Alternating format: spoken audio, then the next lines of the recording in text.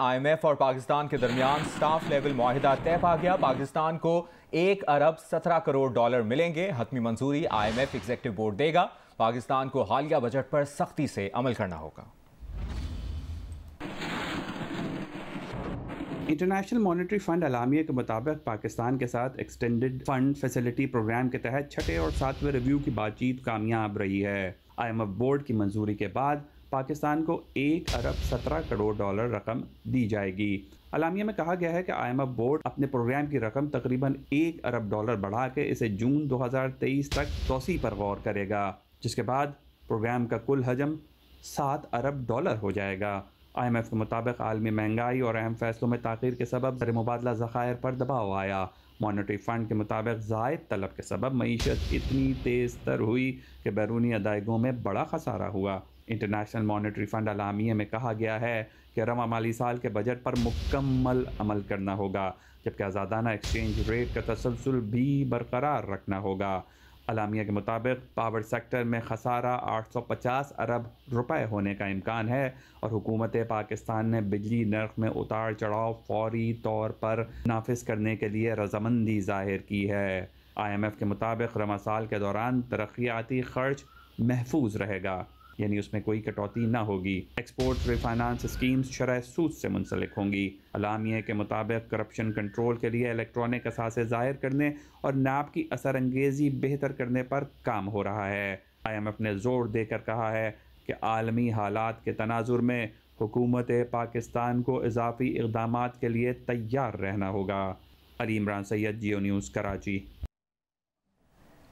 वज़ीर ख़ज़ाना मिफ्ता इस्माइल ने कहा है कि पेट्रोलियम मसनूआत आज ही सस्ती होंगी। वज़ीर आज़म आवाम को फौरी रिलीफ देना चाहते हैं। मिफ्ता इस्माइल ने कहा कि पेट्रोल सस्ता करने की समरी मौसूल हो गई है। पेट्रोल सस्ता करने के लिए 15 जुलाई का इंतजार नहीं किया जाएगा। मिफ्ता इस्माइल का कहना था कि पेट्रोलियम मसनूआत सस्ती करने पर IMF को एतराज़ नहीं। वज़ीर ख़ज़ाना की IMF के साथ मुआहिदा पूरी कौम को मुबारक। कौम मुश्किल फैसलों में शहबाज शरीफ के साथ खड़ी रही।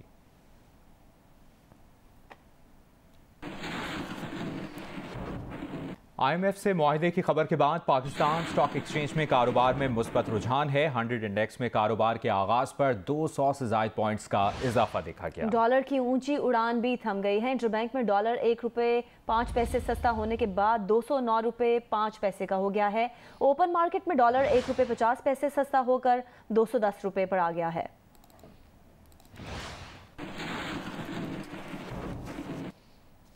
और अब बात करेंगे मौसम की। मुल्क के मुख्तलिफ इलाकों में हल्की और तेज़ बारिश का सिलसिला वक्फे से जारी है। गुजरावाला में BHQ अस्पताल, कमिश्नर ऑफिस, RPO ऑफिस समेत दीगर दफातर में पानी जमा हो गया।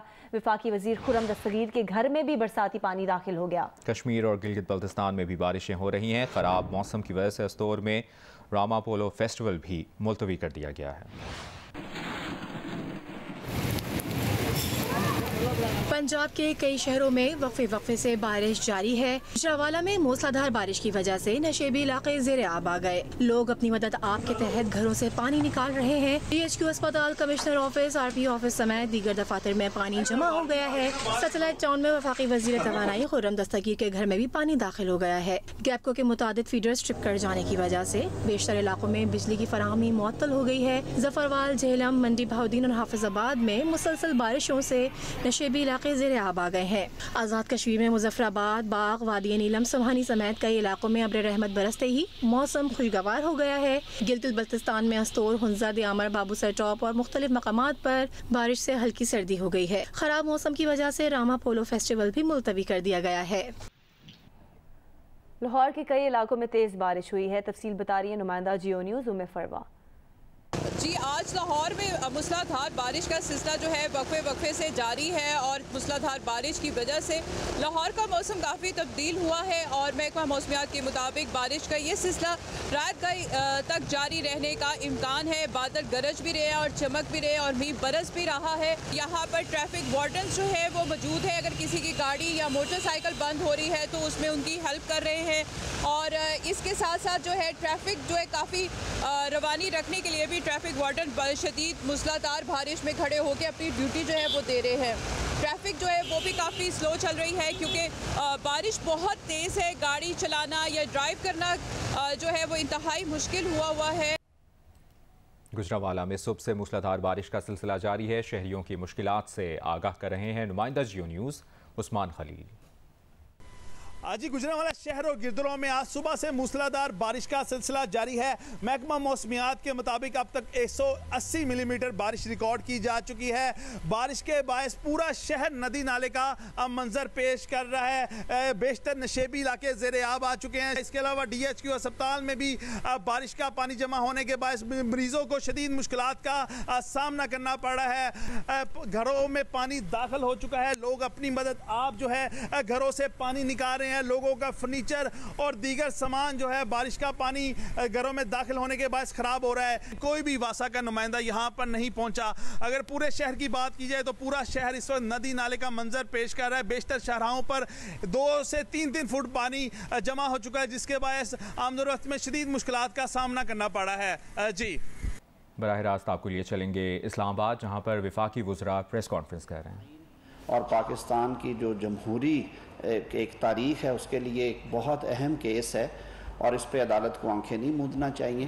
पाकिस्तान की सियासी क़यादत ने इस बात पे खराज तहसीन भी पेश किया सुप्रीम कोर्ट ऑफ पाकिस्तान को। ये केस फिर चला और इसके ऊपर तमाम सियासी जमातें जो थीं उनके कायदीन को और उनके वकला को सुना गया। मुख्तसर फ़ैसले में जो डिप्टी स्पीकर कासिम सूरी की जो रूलिंग थी जिसके ज़रिए से उन्होंने नो कॉन्फिडेंस मोशन को रिजेक्ट कर दिया था और उसके बाद जो असम्बली की तहलील थी उनको सुप्रीम कोर्ट ऑफ पाकिस्तान ने अपने मुख्तसर फ़ैसले में 7 अप्रैल को मुस्तरद करते हुए सेटिसाइड किया। और जो अपोजिशन जमातें उस वक्त की थी जो कि मौजूदा हुकूमती इत्तेहाद है उसके मौक़िफ़ को सामने रखते हुए उन्होंने दोबारा तहरीक अदम एतमाद को टेकअप करने के और उस पर वोटिंग कराने का हुक्म दिया, जिसके नतीजे में तहरीक अदम एतमाद जो है वो कामयाब हुई। इमरान खान हुकूमत ख़त्म हुई और नई हुकूमत कायम हुई। कल एक तफसीली फ़ैसला जो है वो जारी किया गया है। चीफ जस्टिस ऑफ पाकिस्तान के साथ 2 जज साहिबान जो हैं उन्होंने एक सईती फ़ैसला दिया, जबकि 2 जज साहिबान ने उन्होंने भी जो डिप्टी स्पीकर की रूलिंग है उसको मुस्तरद किया। असम्बली की तहलील का जो फ़ैसला था, जो एक्शन था, उसको गैर आइनी करार दिया गया और असम्बली को बहाल करके तहरीक अदम एतमाद पे वोटिंग का जो है वो हुक्म दिया गया। ये 5-0 के साथ ये फ़ैसला जारी किया गया। हाँ, जो रीज़न्स थी उसकी वो उन्होंने अलग से दी हैं। 2 जज साहिबान ने, जिनमें जस्टिस मज़हर आलम खान मियाँ खैल और मिस्टर जस्टिस जमाल खान मंदोखेल शामिल हैं, उन्होंने अपने इजाफी नोट भी तहरीर की है और उसमें उन्होंने और कुछ नकात की तरफ भी तवज्जो मबजूल करवाई।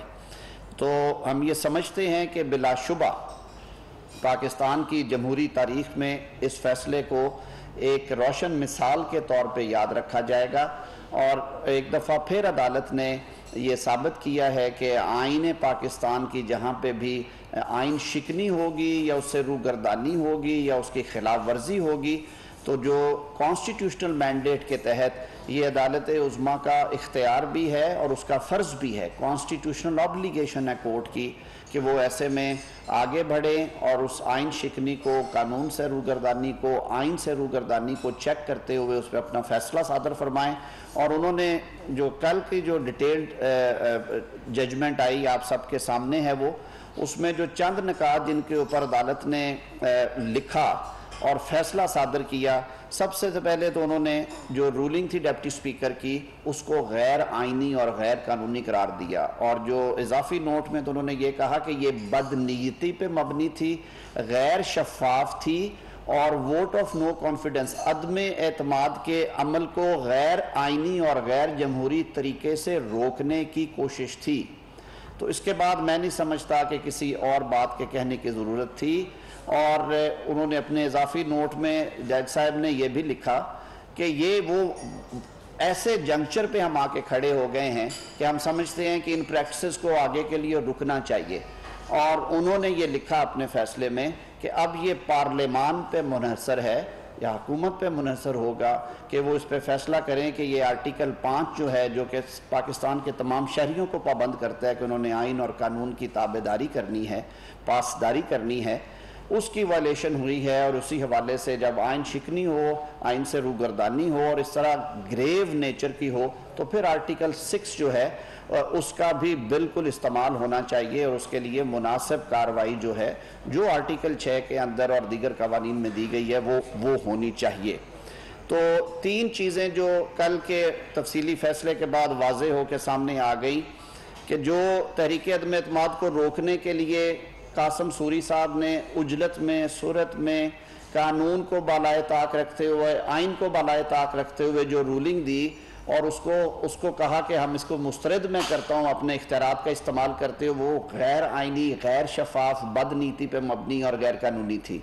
दूसरी बात जो कही गई कि उसकी बुनियाद के ऊपर वज़ीर आज़म उस वक्त के इमरान खान ने जिस तेज़ी के साथ और जिस बदनीति के साथ असम्बली की तहलील की सिफारिश कर दी सदर मुमलिकत को, वो भी आइन और कानून के मुताबिक नहीं थी, वो भी आइन से रूगर्दानी थी, और सदर मुमलिकत ने जो मन्नोअन उसको मान लिया और फौरी तौर पर असम्बली तहलील कर दी, उसको भी गैर आइनी करार दे दिया गया। साथ ही साथ जो बुनियाद बनाई गई थी बात कि डिप्टी स्पीकर कासिम सूरी ने उस वक्त के वज़ीर कानून फवाद चौधरी साहब की पॉइंट ऑफ ऑर्डर पे सिर्फ उनका मौक़िफ़ सुन के कि ये एक बैरूनी साजिश है, और उस पर फिर बहुत ज़्यादा गुफ्तगू की। इमरान खान साहब ने उस पर जलसे किए, उन्होंने कागज़ जेब से निकाल के लहराए कि हमारे पास सबूत हैं, लेकिन सफारती ताल्लुकात को मद्देनज़र रखते हुए, ऑफिशियल सीक्रेट एक्ट को सामने रखते हुए हम उसकी तफसीलात नहीं देते। उस पर भी क्योंकि दलाइल दिए गए थे अदालत में, वजह यह थी कि तहरीक अदम एतमाद की बुनियाद और फाउंडेशन जो है वो बयानिया था उनका कि ये तहरीक अदम एतमाद गैर मुल्की मुदाखलत और साजिश की वजह से पेश की गई, और एक ताकतवर मुल्क पाकिस्तान में हुकूमत की तब्दीली चाहता था। उस बयानिए को भी दफन कर दिया है इस जजमेंट में दी गई जो ऑब्जर्वेशंस हैं कोर्ट की और जो कोर्ट की फाइंडिंग्स हैं उनकी वजह से। और अदालत ने कहा कि हमने सारे मामले का जायज़ा लिया, हमारी नज़र में ऐसी कोई सूरत हाल नहीं थी। सबसे बड़ी बात जो कही गई फैसले में ये थी कि 7 मार्च का ये हवाला दिया जाता है कि जिस दिन वो साइफर जो है वो पहुंचा पाकिस्तान में, तो 7 मार्च से लेके 27 मार्च तक 20 रोज़ तक उस वक्त के वज़ीर आज़म बिल्कुल खामोश रहे, और उन्होंने किसी किस्म की कोई कानूनी चाराजोई या कोई उनका जो सरकारी एक फ़ैसला है हुकूमती सतह पे वो करना मुनासिब नहीं समझा। उसके बाद भी उन्होंने कहा कि 3 अप्रैल तक 6 दिनों के अंदर सिर्फ 30 मार्च को एक ऐसी झलक नज़र आती है कि जब इसको डिस्कस किया गया नेशनल सिक्योरिटी कमेटी में, लेकिन अदालत ने यह कहा कि मटीरियल ऐसा नहीं लाया गया कि कमेटी ने भी मुनासिब समझा हो कि ये ऐसा मसला है जो कि कौमी सलामती का मसला है, उस पर कार्रवाई होनी चाहिए। उन्होंने भी कहा कि ये मज़ीद तहकीक का तालब मसला है। और फिर 3 अप्रैल को पहली दफ़ा पार्लियामान देखिए जमहूरी निज़ाम में और पार्लिमानी जमहूरी निज़ाम में पार्लियामेंट सबसे बड़ा इदारा है, मदर ऑफ ऑल इंस्टीट्यूशंस। अगर इस तरह का कोई संगीन मामला था तो इसको पार्लियामान के फ्लोर पे लाया जाता, इसको इन कैमरा हाउस प्रोसीडिंग्स में डिस्कस किया जाता और उसके बाद पूरी कौम को मुत्तला किया जाता कि पाकिस्तान के खिलाफ साजिश हुई है या नहीं हुई।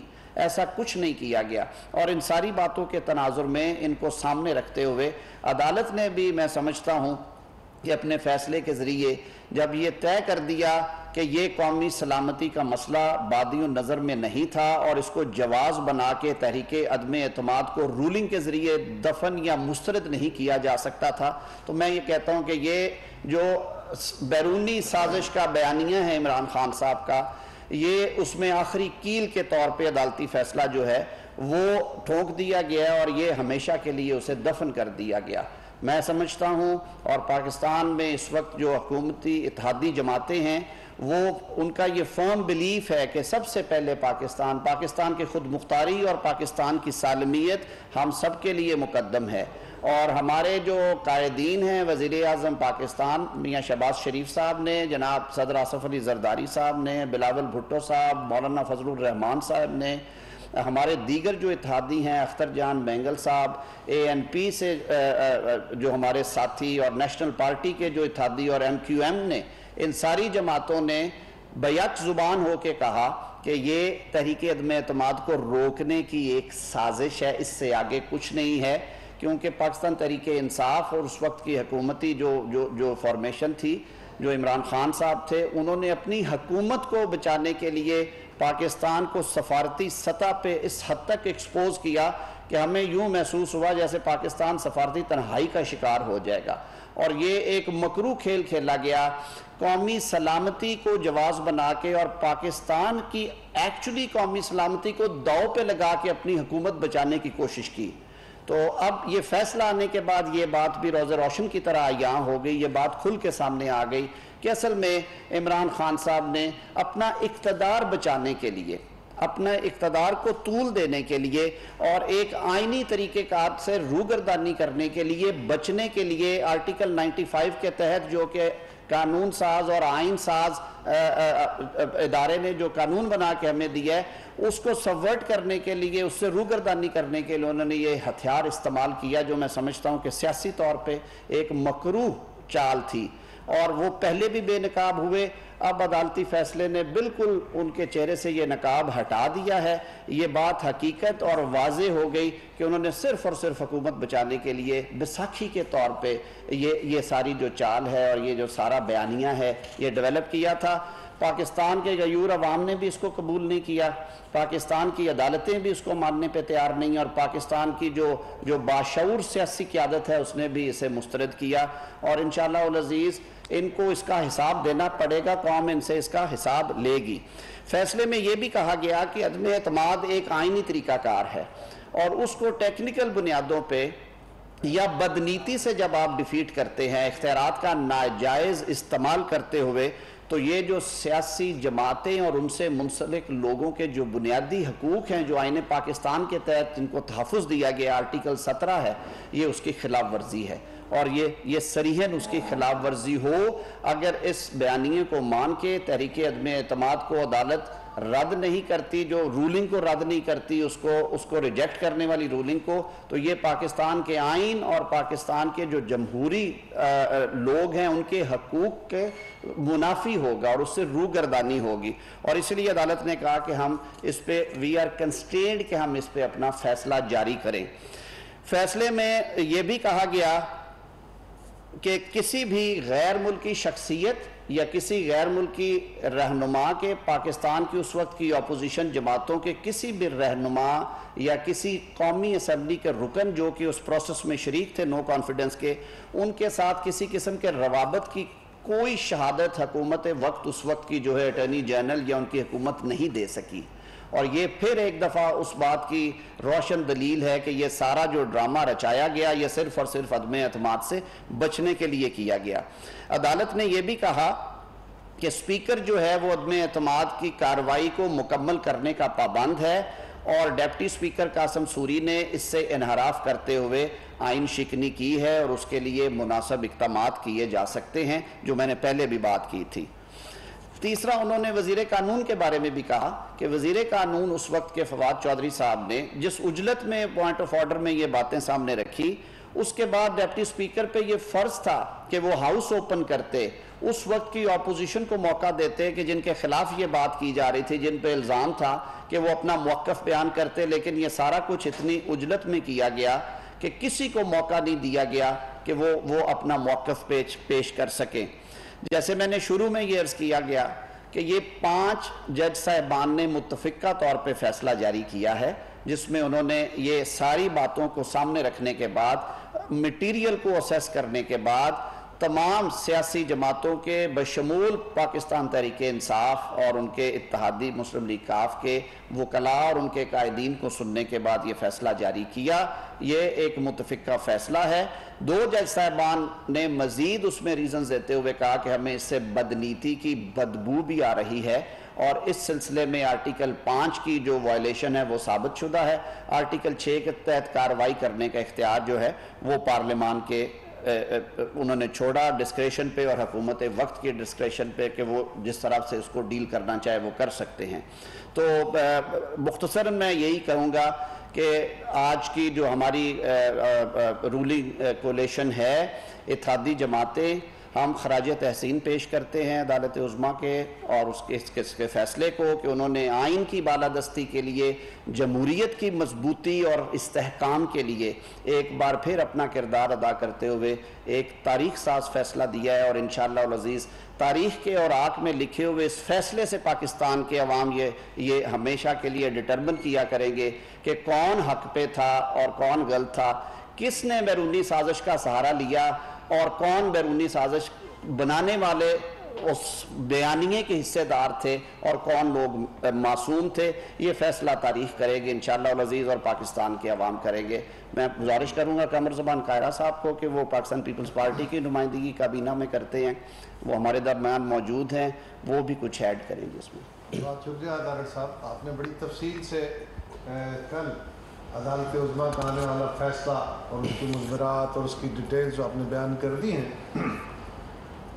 बेसिकली मैं इसको सादा अल्फाज में अगर समझूं तो यूँ है कि अदालत ने कहा कि ये साजिश का बयानिया खुद एक बड़ी साजिश थी, इसलिए कि इस साजिश से पहले जिस तरह ऐवान के अंदर स्पीकर साहब का रोल रहा, साबिक़ वज़ीर आज़म का रोल रहा, साबिक़ स्पीकर का रोल रहा, सदर पाकिस्तान का रोल रहा, और उसके बाद मुंतज होता है स्पीकर के इस्तीफ़े के बाद अगले ही दिन डिप्टी स्पीकर साहब आके बैठते हैं। और जो ड्रामा प्ले किया गया ये कोई अचानक या हेस्ट में नहीं था, ये प्लान था, ये एक बड़ी साजिश थी। और साजिश थी इस मुल्क की जमहूरियत और जमहूरी इदारों के खिलाफ। और जो बात हम बार बार कहते हैं कि इमरान खान बुनियादी तौर पर एक जमहूर पसंद नहीं, एक फाशिस्ट ज़हन का आदमी है और उनकी जमात इस मुल्क में फसाद चाहती है, फाशिज्म चाहती है, सिर्फ अपनी जमात, अपने इत्तेहादी, अपने ताबेदार इदारे, अपने साथ काम करने वाले लोग, इसके अलावा अपनी मतलब की बातें करने वाला मीडिया उनको चाहिए, बाकी सब गद्दार हैं। लिहाजा ये उस तरफ का एक सफ़र था, उनकी एक कोशिश थी, अदालत ने इस पर मोहर लगाई है। इससे पहले नेशनल सिक्योरिटी की 2 मीटिंग्स वाज़े तौर पे ये कहा गया कि इसमें साजिश का कोई अंसर नहीं है। और फिर हैरानगी की बात यह है कि साजिश क्या, साजिश तो ये होती है कि किसी के ख़िलाफ़, किसी कौम, किसी मुल्क, किसी फ़र्द, किसी इदारे के ख़िलाफ़ हो तो उसे पता ना चले या साजिश का पता टाइमली चल जाए तो वो उसको रोक सके। ये कौन सी साजिश है कि चलने से पहले वो हुकूमत पाकिस्तान के कहलकार को ये बुला के कह रहे हैं, मिल के कह रहे हैं कि हम आपके वज़ीर आज़म की अदम एतमाद की तहरीक को कामयाब होता देख रहे हैं, या नाकाम हुई तो ये होगा। अगर उसको धमकी कहा जाए तो शायद इसमें कोई जान होती, इसमें साजिश कहाँ से आ गई?